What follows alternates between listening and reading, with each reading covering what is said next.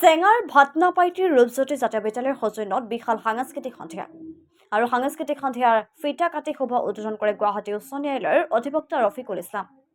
চেঙাৰ মন্ত্ৰী শিক্ষাকাৰ্যৰ অন্তৰ্গত ভাতনাপাইটি ৰূপজ্যোতি জাতীয় বিদ্যালয়ৰ সৌজন্যত আয়োজন কৰা হয় এক বিশাল সাংস্কৃতিক সন্ধিয়া আৰু সাংস্কৃতিক সন্ধিয়াৰ ফিতা কাটি শুভ উদ্বোধন কৰে গুৱাহাটী উচ্চ ন্যায়ালয়ৰ অধিবক্তা ৰফিকুল ইছলামে।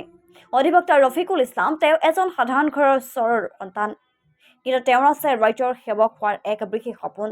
নিচেই সহজ সৰল নম্ৰ স্বভাৱৰ যুৱকজনৰ আগন্তুক বিধানসভা নিৰ্বাচনত মন মেলিবৰ বুকুত অযুত আশা। চৰ-চাপৰি অঞ্চলত বিভিন্ন অভাৱ অভিযোগ আৰু সমস্যাসমূহৰ পৰা উদ্ধাৰ কৰিবলৈ তেওঁ নিৰ্বাচনত অৱতীৰ্ণ হ'বলৈ আশা ব্যক্ত কৰিছে। অধিবক্তাজনে সাংবাদিকৰে হোৱা এক সাক্ষাৎকাৰত কয় যে যেতিয়ালৈ চৰৰ মানুহক বিধানসভালৈ পঠিওৱা নহ'ব তেতিয়ালৈকে চৰ-চাপৰি অঞ্চলৰ সমস্যাসমূহ সমাধান নহ'ব। অধিবক্তাজনে দৃঢ়তাৰে উল্লেখ কৰে যে চৰ-চাপৰি অঞ্চলত য'তে তেওঁ আগবাঢ়ি গৈছে তাতে তেওঁ ৰাইজে আঁকোৱালি লোৱা পৰিলক্ষিত হৈছে। গতিকে চৰ-চাপৰি অঞ্চলক উদ্ধাৰ কৰাৰ বাবে তেওঁ আগন্তুক নিৰ্বাচনত অৱতীৰ্ণ হ'বলৈ প্ৰাৰ্থিত্ব প্ৰত্যাশী।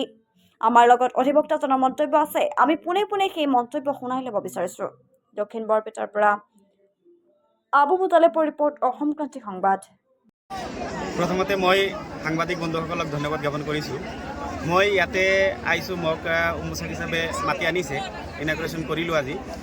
ইয়াতে ইমান শান্ত পৰিৱেশ মই চাই মানে ৰূপজ্যোতি জাতীয় বিদ্যালয়ৰ মানে কৰ্মকৰ্তাসকলক আৰু এইখন এইখন অঞ্চলৰ ৰাইজক মই ধন্যবাদ জ্ঞাপন কৰিছোঁ। বহুত ভাল লাগিছে, শান্ত পৰিৱেশত বহি আছে, সকলোৱে গান শুনাৰ কাৰণে কোনো আইন শৃংখলা মানে বাধা দিয়া নাই, সকলো মানে শান্তি শৃংখলা মানি চলি আছে, তাৰ কাৰণে মই ধন্যবাদ জ্ঞাপন কৰিছোঁ। একচুৱেলি আপোনালোকে জানে মই কমচে কম 10 বছৰৰ আগৰ পৰা মই কিন্তু এই সমষ্টিত মানে ঘূৰি আছোঁ আৰু মোৰ সৰুৰে পৰা আশা মই MLA হ'ম। তো এতিয়া আগতে মোৰ সময় হোৱা নাছিলে, এতিয়া সময় হৈছে।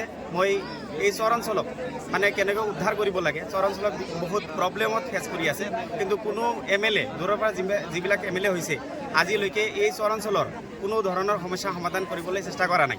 গতিকে আমি চৰৰ পৰা আমি এটাই কথা ক'ম, আপোনালোকে ৰাইজক মই ক'ম যে আপোনালোকে এটা মানে ইউনিটি লৈ পেলাই চৰৰ মানুহক MLA বনাওক, যিকোনো মানুহক বনাওক, চৰৰ মানুহক বনাওক।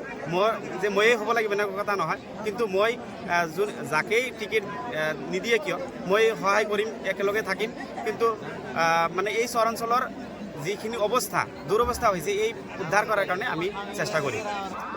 মই এই ক্ষেত্ৰত কৈছোঁ অলৰেডি, একচুৱেলি আমি চৰ অঞ্চলৰ ল'ৰা হিচাপে আমি চৰৰ কাৰণে আমি গভৰ্ণমেণ্টক আমি ৰিকুৱেষ্ট কৰিব লাগিব, আমাৰ চৰ অঞ্চল মাত মাতিব লাগিব। কিন্তু মাত মাতাৰ মানুহ নাই, আমাৰ চৰ অঞ্চলৰ কাৰণে কোনেও নাভাবে, কোনেও মানে ভাবা নাই যে এই চৰ অঞ্চলৰ মানুহে ইমান দুৰৱস্থাত চলি আছে। আমাৰ ৰাস্তা ঘাটৰ সমস্যা হৈ আছে, আমাৰ দলং নাই, গতিকে 5 মিনিটৰ ৰাস্তা আমি 1 ঘণ্টা মানে কটাই যাব লাগে। আমাৰ মানে কেতিয়াও সমাধান কৰাৰ কাৰণে চেষ্টা কৰা নাই। গতিকে আমি এইবাৰ সকলোৱে ৰাইজে মাৰ বান্ধি থিয় হ'ব লাগিব আৰু আমি চৰ অঞ্চলৰ পৰা আমি MLA বনাই পেলাই এই সমস্যাবিলাক সমাধান কৰিব লাগিব।